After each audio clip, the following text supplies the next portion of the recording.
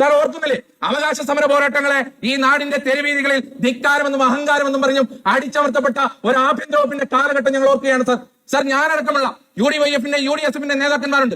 ഞങ്ങളുടെ പേരുകൾ ഈ നിയമസഭയുടെ ഉള്ളിൽ പറഞ്ഞിട്ടുണ്ട്. പക്ഷെ അതൊന്നും ഞങ്ങൾ അംഗങ്ങളായിട്ടല്ല സാർ. ഞങ്ങൾ അടക്കമുള്ളവരെ ഈ സെക്രട്ടേറിയറ്റിന് മുമ്പിലും നിയമസഭയുടെ മുമ്പിലും അവകാശ സമര പോരാട്ടങ്ങളുടെ പേരിൽ ഞങ്ങൾ നടത്തിയ സമരങ്ങളെ അടിച്ചമർത്തിയ ആഭ്യന്തര വകുപ്പിന്റെ കിരാത നടപടികൾക്കെതിരെയുള്ള ഈ സഭയിലെ പ്രസംഗങ്ങളാണ് സാർ ഞങ്ങൾ കോട്ട് ചെയ്തിരിക്കുന്നത്. സാർ ഇവിടെ പറഞ്ഞത് സിസ്റ്റം എററായിരുന്നു എന്നാണ്. ആ സിസ്റ്റം കറക്റ്റ് ചെയ്യുന്നതിന് വേണ്ടിയിട്ടുള്ള ഒരു സർക്കാരായിരിക്കും സാർ.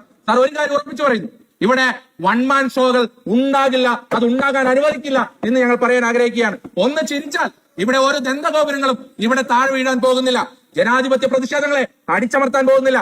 കറുത്ത തുണി പൊക്കിക്കാണിച്ചാൽ എന്താണ് കുഴപ്പം? രണ്ട് കറുത്ത തുണി ഇങ്ങനെ വീശുന്നതല്ലേ, അതിലെന്താണ് ജനാധിപത്യ വിരുദ്ധത എന്ന് ചോദിച്ച ഒരു പാർട്ടി സെക്രട്ടറി ഉണ്ടായിരുന്നു. പക്ഷെ അദ്ദേഹം മുഖ്യമന്ത്രി ആയി കഴിഞ്ഞപ്പോ കറുത്ത തുണി പൊക്കിക്കാണിച്ചവരെ പോലീസ് അടിച്ചു എന്ന് മാത്രമല്ല ഗൺമാന്മാരെ കൊണ്ട് അടിപ്പിച്ച് അവരെ അടിച്ചമർത്തുന്ന ദൃശ്യം നമ്മൾ കണ്ടതാണ്. ആ അടിച്ചമർത്തിയവരെ രക്ഷാപ്രവർത്തനം എന്ന ഓമന പേരിട്ട് വിളിച്ചത് നമ്മൾ കണ്ടതാണ്. പക്ഷെ സാർ ഞങ്ങൾ പറയുന്നു, രക്ഷാപ്രവർത്തനം എന്ന് നിങ്ങൾ ഓമന പേരിട്ട് വിളിച്ച അതേ രക്ഷാപ്രവർത്തനത്തിന്റെ ഇല AD തോമസ് ഈ 16ാം നിയമസഭയിലുണ്ട് സാർ. നിങ്ങൾക്ക് പറയാൻ 16ാം നിയമസഭയിലുണ്ട്. അന്ന് തല്ലിയ ആ ഗൺമാന്മാർ അവർ ഈ സർക്കാർ വന്നതിന് ശേഷം ഒളിവിലാണ് സാർ. അവരെ കാണാൻ സാർ. അതുകൊണ്ട് ഇവിടെ അടിച്ചമർത്താൻ ഞങ്ങൾ അനുവദിക്കില്ല സാർ. ഇവിടെ അങ്ങനെ വളഞ്ഞിട്ട് തല്ലുന്ന ഇടുമ്പന്മാരുടെ ഭരണമായിരിക്കില്ല സാർ. ഇവിടെ ശ്രീ K കരുണാകരൻ, ശ്രീ ഉമ്മൻചാണ്ടി അവരെ പോലുള്ള ദിഷണാചാരികൾ കാണിച്ചു തന്ന പാതയിലൂടെ ആയിരിക്കും ഞങ്ങൾ പോകുന്നത് സാർ. ഇവിടെ ബേപ്പൂരംഗം കുറെ BJP-യുമായി ബന്ധപ്പെട്ട കുറെ കാര്യങ്ങൾ പറഞ്ഞു.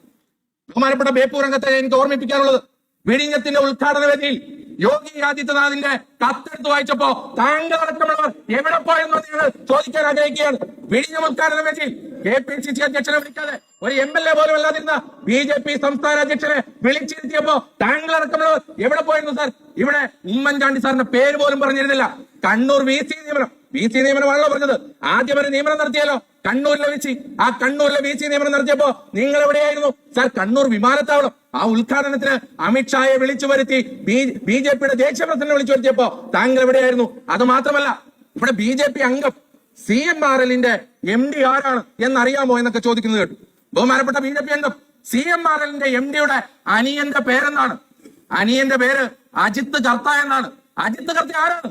അജിത്ത് കർത്ത RSS-ന്റെ വ്യാപാരി സംഘത്തിന്റെ ചെയർമാനാണ്. ആ അജിത്ത് കർത്തയെ RSS-ന്റെ കാര്യാലയത്തിൽ മഹാരാജി ഭവനിൽ ഒളിപ്പിച്ചു വെച്ചിട്ടാണ് താങ്കളടക്കമുള്ളവർ CMRL-ന്റെ പേര് പറയുന്നത്. അത് മാത്രമല്ല, CMRL-ന്റെ അളിയൻ ഇവിടെ ഉണ്ടല്ലോ, അളിയനും മച്ചമ്പിയും ചേർന്ന കച്ചവടമൊക്കെ പൊട്ടിക്കും എന്ന് പറയാൻ ഞങ്ങൾ ആഗ്രഹിക്കുക.